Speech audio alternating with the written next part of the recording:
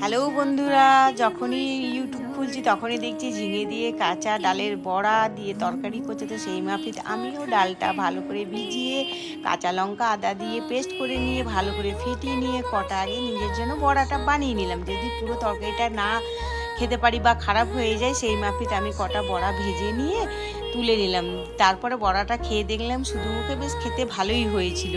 তারপরে এই তো ওই তেলের মধ্যে পেঁয়াজ ভালো করে একটু ভাজা করে তারপরে দিয়ে দিলাম হচ্ছে ঝিঙেগুলো আলতো করে হালকা করে একটু ভাজা করে নিলাম।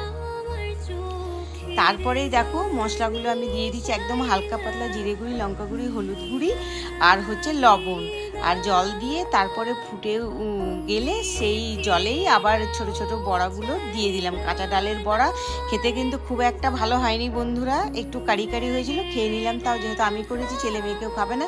তো তোমরা সবাই ভালো থাকবে আর